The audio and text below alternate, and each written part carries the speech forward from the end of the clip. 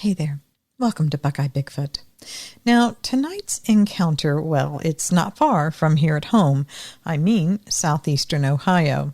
It happened along a ridge top where the pasture grass meets some hardwood timber.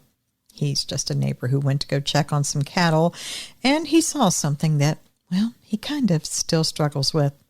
So grab your snackage and let's get ready to move out. It's not a long ride tonight, but the Sasquatches are out there on the trail waiting for us. Let's go.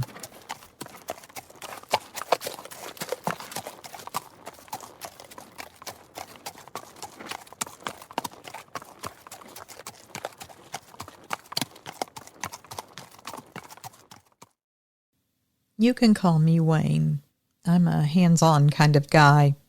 I need to feel a thing, to measure it, and be able to catalog it and work with it, whatever it is. Stories, they're not my thing, but that's all I have for you from my encounter, so that's what I will give. My neighbor's spread, let's call him Tom Miller. That's not his name, but it's good enough. Now, Tom's place sits 2 farms over from my land, just across a little valley where the fog likes to lay most mornings. Tom had a beef herd of Herefords and some Baldies, and he was real particular about them. Tim's back pasture is the high one. Fences are kept in good shape. They're 4-strand with barbed wire, top wire at about chest high on me. There's a salt block feeder about 20 yards just inside the fence, past a bunch of hackberry by the fence as well. Now those cows hit that salt block hard. You'll find it nosed and pushed around all the time. This was a Thursday in late October, a good cool day after some warm, rainy days. Tom called me about 4 o'clock in the afternoon and asked if I could swing by and make sure that the salt block and the feeder hadn't been tipped. He was stuck up in Columbus, waiting on some parts to come in. They were supposed to be there that morning, but were delayed, and they should still come in before closing.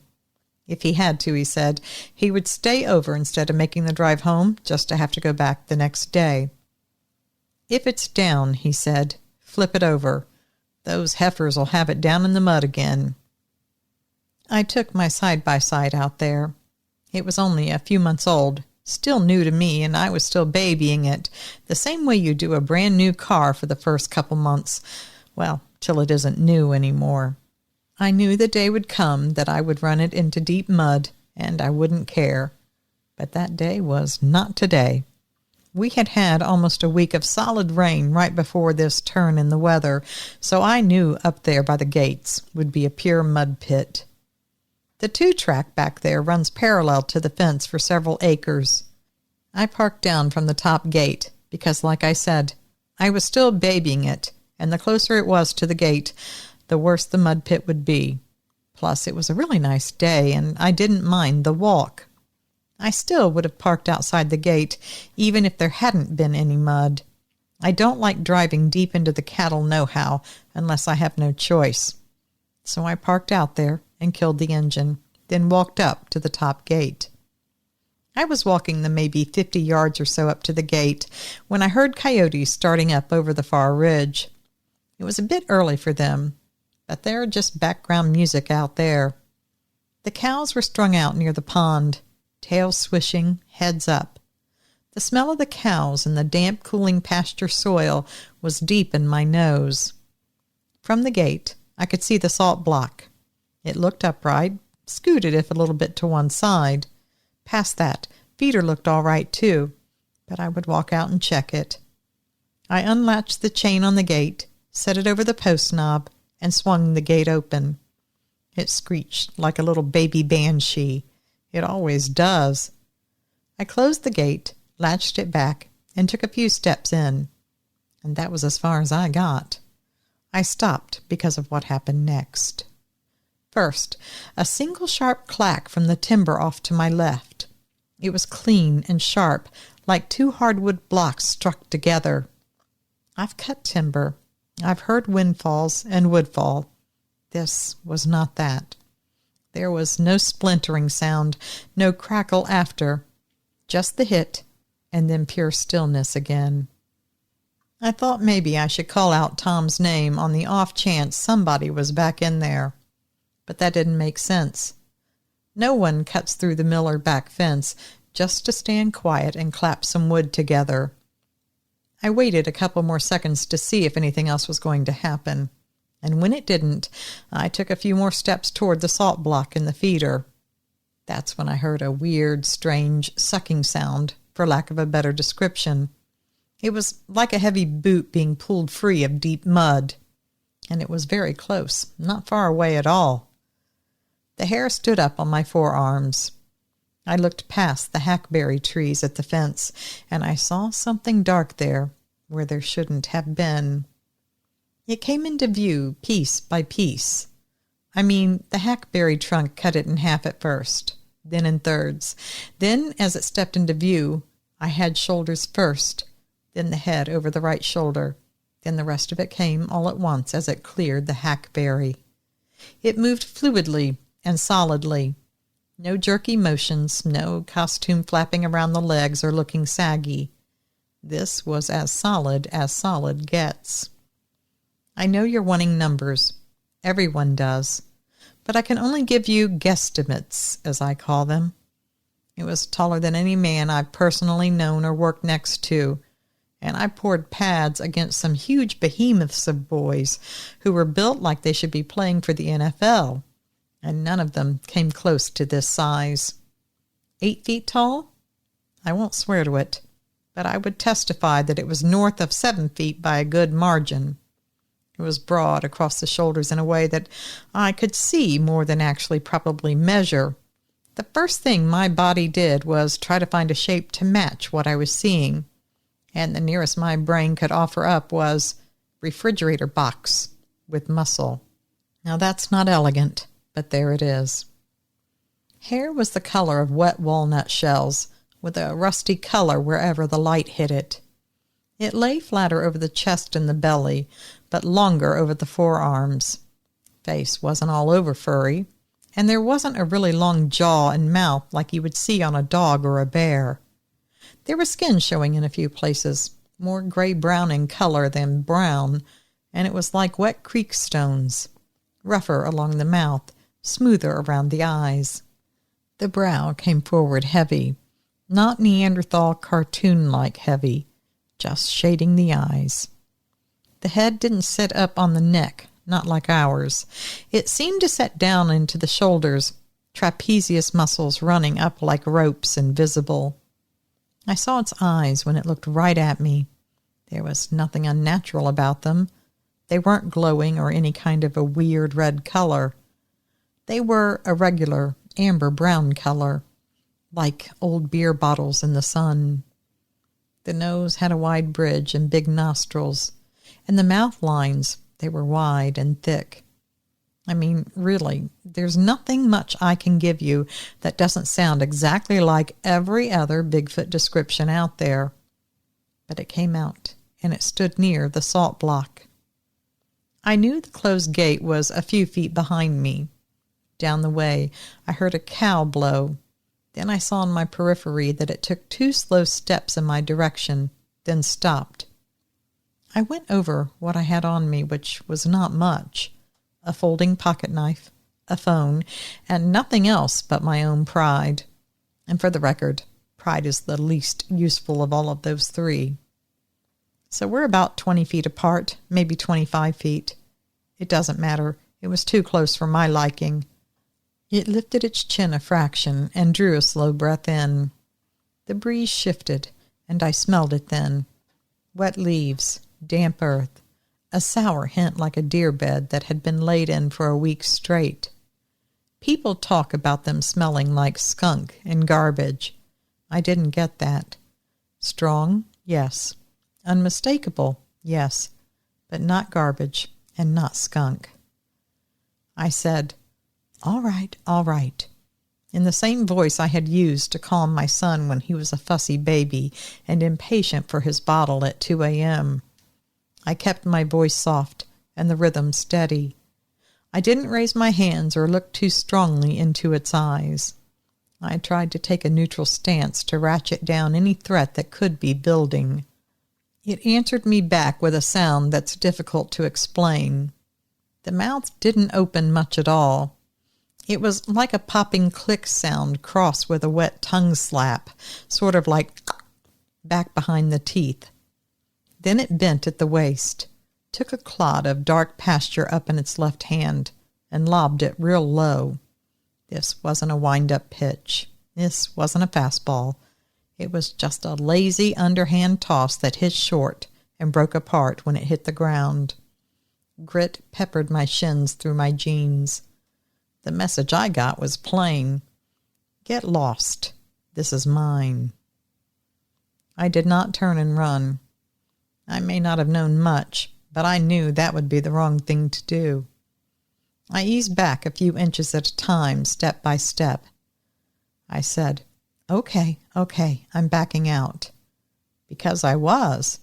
And while I figured maybe it could read my actions, for some reason I still had the need to say them out loud. It tilted its head at me, and that's when I noticed the ears. Not round and high like a bear's or little and low like ours. These ears lay back into the hair. They were hard to see, but one caught some light when it moved, and I could see the shape. It was like a thickened pad stuck to the side of the head. I stepped back until my left calf touched the bottom fence wire of the gate. Then I angled sideways, never taking my eyes off of it. I unlatched the gate by feel and went through. The chain clinked into place on the gate latch. The cows down the way were still huddled, watching. They shifted. Two were bold and ventured forward, their ears forward, their posture showing, though, they were unsure. They were used to humans being out there, and they usually came forward when they saw them. But this other thing standing there clearly had them puzzled. So they stayed still and watched. The thing out there took 2 long strides forward, quickly covering the distance that I had vacated by backing away. It wasn't a charge. It was just eating up the distance steadily. As it walked forward, I was stepping backward. But of course it covered more ground in 2 steps than I did in 4. It came right up to the fence about 10 feet from where I stood, put its right hand down on Tom's top wire. I watched the wire dip a good inch. And I knew that wire, 12.5 gauge, strung very tight just last spring with a stretcher and 2 come-alongs. That wire will sing if you pluck it hard. But it didn't sing much under my hand, no matter how hard I plucked. But it was strung very tight. Now under this creature's hand, it dipped and hummed. It bounced its hand on the wire a couple of times, looking at me. It was trying to tell me something, I guess. The top barb grazed some hair, and I saw 2 short strands hang there for just a heartbeat before they floated away in the breeze. Now we were less than 10 feet apart with just the fence between us. Me on the outside, him on the inside. That close, I saw the hair turn with every muscle movement. I saw the anatomy under the fur. This was not costume or fluff. The thigh was thick, and when it shifted weight to the ball of its foot, I saw the calf bulge like a runner's. I never got a real look at the toes, and I probably couldn't have even if I had tried. The grass was too tufted there.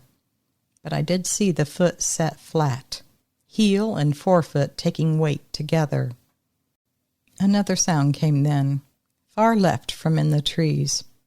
2 soft knocks with a space between. After 2 seconds it was answered with a low, almost subvocal growl from far away on my right, maybe 30 yards up the fence. I can't swear there were 2 more out there, but I really believe there were. I kept my eyes on the one right in front of me. It made the weird mouth-popping sounds again, this time 3 soft pops in a row.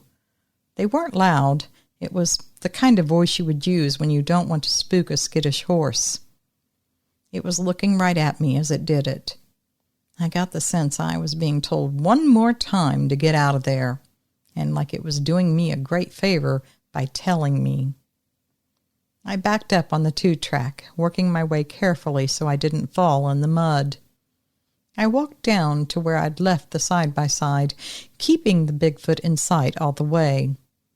It walked with me most of the way, probably a good 30 yards parallel, with me on the rough 2-track and it inside the pasture fence, one hand trailing lightly on the wire, its eyes flicking between me and the cows in the pasture.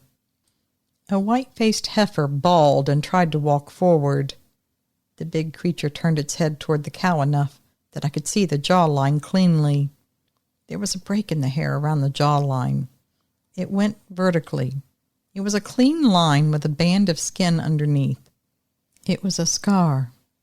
If you've seen someone who's had stitches across an eyebrow and the hair there never grew back, and you could see the ridge scar, it was just like that. It was very noticeable. When the hackleberries stood between us again at a slant along that part of the fence, it suddenly stopped. We looked through the trees at each other, our distance widening because of the trees. I could see the side-by-side up ahead on the 2-track. I looked over, as I had been the whole way, and suddenly I couldn't see it. I stopped and looked for it frantically. I needed to see where it was. What if it had come over the fence and had come up right behind me? It was about a half-second of pure panic. Then I saw it. It was hanging back on the other side of the thin line of trees, but it was still watching me. I felt like I was back in college and just got thrown out of a bar, and the bouncer standing there at the doorway telling me, "Don't come back, buddy." Honestly, I wasn't planning on it. But I backed away, still not wanting to turn my back, not till I was nearer my side-by-side. By that time, I could no longer see it. I got on my side-by-side, fired it up, and headed down that 2-track. I'm not a drinker, and I didn't drink at all that night for sure, but I did go sit on the porch with some coffee. I sat there with the lights off long after dinner, just thinking. My wife asked if I'd checked Tom's salt block and feeder. I told her it was fine, and that was truthful at least. Sometime after dinner, as I was sitting out there, Tom called. My wife brought the phone out to me. He said he just got home and he wanted to thank me for looking after the cows and the feeder. I wanted to say something right then, but not there on the phone. I slept okay that night. Right after breakfast in the morning, I called Tom. "Hey, you got a minute?" He said he sure did. So I met him up at the top gate. I took a thermos of fresh coffee and I had 2 paper coffee cups for us. I poured us each a cup. We hung there at the fence, careful of the barbed wire, and we talked over sips of coffee. I told him about the day before.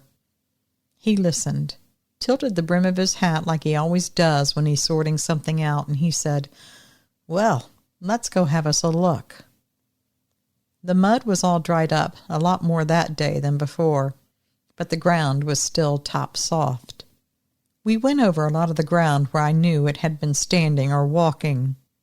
The brittle grass was flattened down, and there was a faint outline that could have been a print, but it was hard to say. Inside the fence, I looked for more tracks, but nothing was clean. Pasture grass doesn't give you clear marks, and where the grass had been worn away by cow traffic, well, any prints that might have been there had been worked over by the cows over the last day and night. But every now and then, we could see a few indents in the ground and in the grass, and they ran in a line.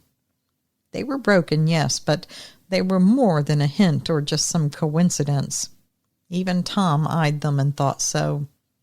The distance between the obvious heel dips, if that's what they were, it was long. Tom put his boot heel in one and tried to stretch to the next.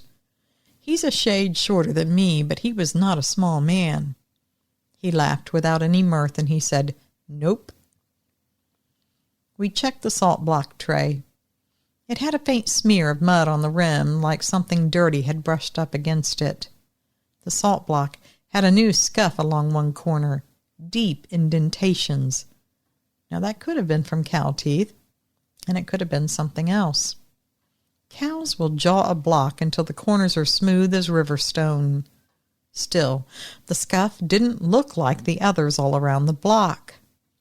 Tom looked at them and looked at me, and he didn't say the word that I wasn't saying either. We walked the fence another 30 yards up one way, then back down the other. About 20 yards up, 2 grass tufts were mashed in a slant where something heavy had cut the corner and stepped off the grade. We didn't see any more up there because we didn't linger. On the way back to the gate, Tom said, "You going to tell anybody about this?" Now, I knew he didn't mean talking to the sheriff. He meant the kind of anybody that starts coming around with thermal cameras and YouTube channels. I said no, I wasn't. I knew that was the kind of attention that tends to leave ruts and empty cans and trash all over people's private property. So he nodded like he'd already guessed what I would say. Then he said, "Well, I'll make sure I keep the grandkids off the backside for a while." I said that sounded like a real good idea, which it was, whether you believed in Bigfoot or not. And I really haven't told many people. I'm telling you because when we met at the Bigfoot Festival last year, you told me you wanted the plain truth of what I saw when I told you about all of this. I'm sorry it's taken me so long to get it to you. I'm no scientist. I can call it a Bigfoot or a Sasquatch. Maybe I'm right. Maybe I'm wrong. But what I know for certain is this. A tall, powerfully built, hair-covered figure with a face you could read stood at Tom Miller's salt block right before dusk, bound to heavy wire that I can barely pluck, and smelled, well, like I don't know what. And it was clearly telling me to leave. Now why, I don't know, but I have a feeling that it was doing me some kind of a favor, like a kid telling you you'd better get on home before their mean dad gets home from work. I asked Tom if he'd had any trouble with his cows, and he said he hadn't. He did have a calf go missing at calving time, but that does happen. Could have been coyotes. Could have been lots of things. He said they still go to the pond just the same. They walk the fence when he rides out for his fence checks, and the fences stay unbroken. I asked him if he believed me one time. He looked at me, pushed his hat up off his brow, and said, "Yeah, I do." I waited for him to say something else, but he didn't. I said, "Just yeah?" He looked at me and nodded. Then finally he said, "Yeah, see, years ago, and I mean ages ago, I thought I saw something back down the creek way. I was with my brother and a cousin. We were just teenagers. None of them saw anything, but I know what I saw. It had eyes, and it was watching us. The creekway that he was talking about is now owned by that cousin, but way back then it was his grandfather's land. Now all of that was once his grandfather's, but it's been split through many inheritances." "So yeah," he said, "I believe you, 'cause nobody ever believed me, but I darn for sure know what I saw. And it's no stretch for me to believe they could be down this way as well, even if I ain't seen them down here." Tom looked at me with a steady look as ever I've seen, and I believed him. I do believe him, and he believes me. As for you, well, you can believe or not. That is up to you. You know, folks, I believe Wayne did tell it to us straight, just the plain truth. I believe him. Do you? I think the analogy of the Bigfoot telling him to leave as a kind of favor to him seems about right. There were possibly others nearby. Maybe it wouldn't have gone so well for Wayne if he'd met up with one of them. And the other Bigfoot, well, he was trying to save him a little grief, shall we say. But I guess we'll never know. All right, Sasquatch, that's going to do it for tonight. Until we meet up again, always remember, absence of proof is not proof of absence. Thanks for listening.